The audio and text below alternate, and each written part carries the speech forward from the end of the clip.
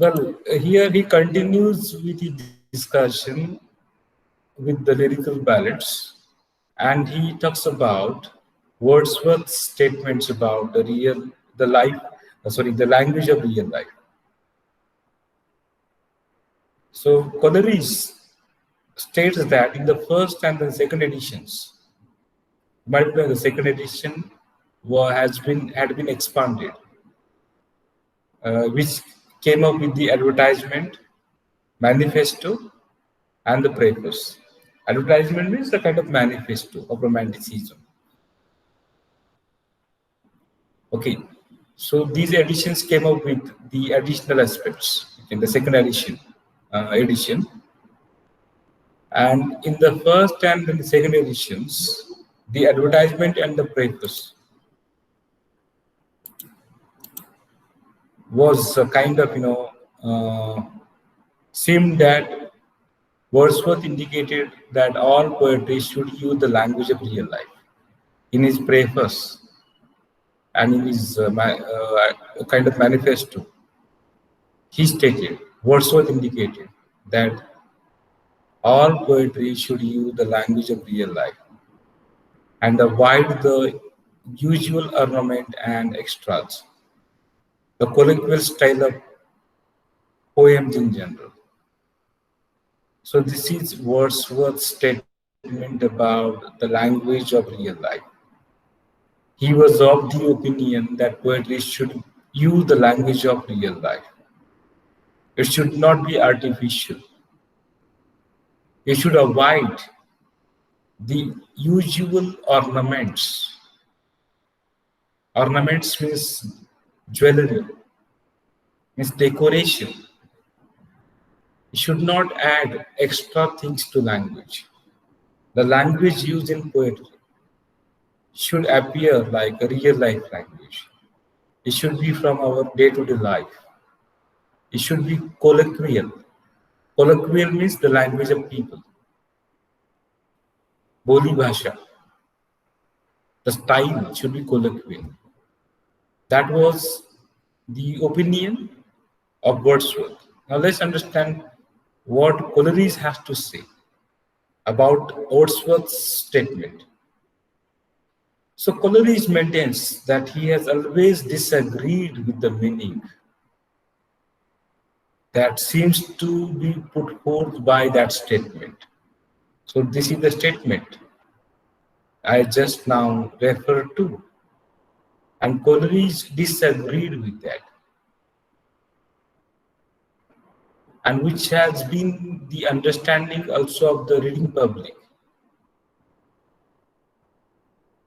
Means, what am I trying to say? Whatever we understood, even Coleridge understood the same, but he disagreed with this.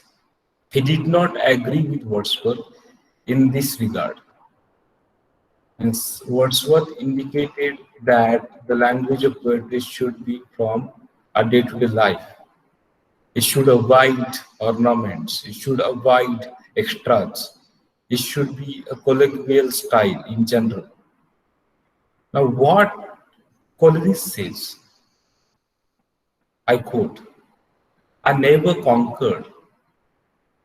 I never conquered means I never agreed, but on the contrary, objected to them as erroneous in principle. He found error, he found it faulty in principle, tatvata म्हणतो आपण, and as contradictory in appearance at least. I'm quoting Coleridge here, both to the two other parts of the same purpose and to the author's own practice in the greater number of the poems themselves. So he disagreed with the poetry written by Wordsworth. Author's own practice means author's views on the use of language, his use of language in poetry. In number of poems, Wordsworth has used ordinary language, and Coleridge never agreed with that. So he calls that statement, the statement made by Wordsworth, as Wordsworth's poetic creed. It is his own way of thinking. The Marathi translation of the word creed is Jatkhul. Okay, that is his poetic creed. We talk about caste, creed, etc. So in that way, that is Wordsworth's identity. It is his poetic creed, not mine.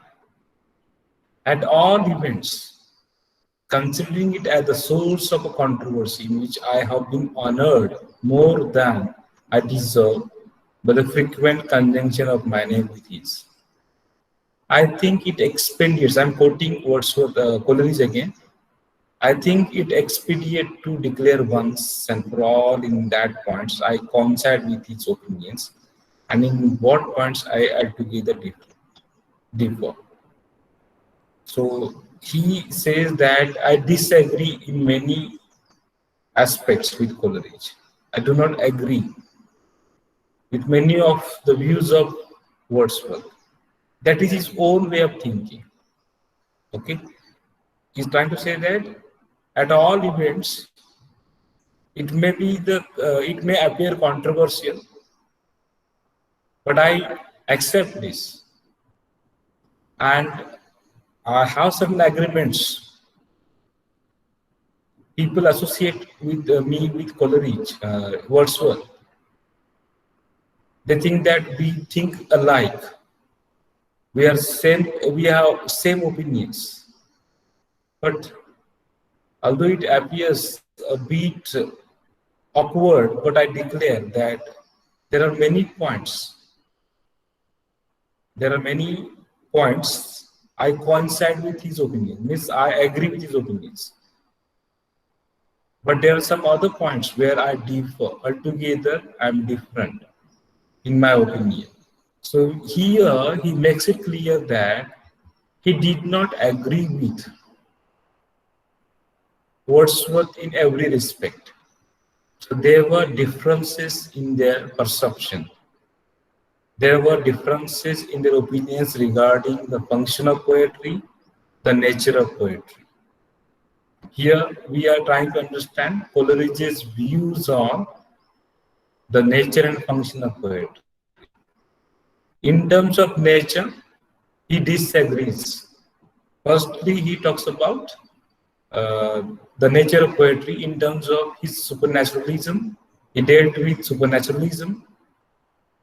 Further, he talks about the use of language, and he disagrees with Wordsworth in this regard.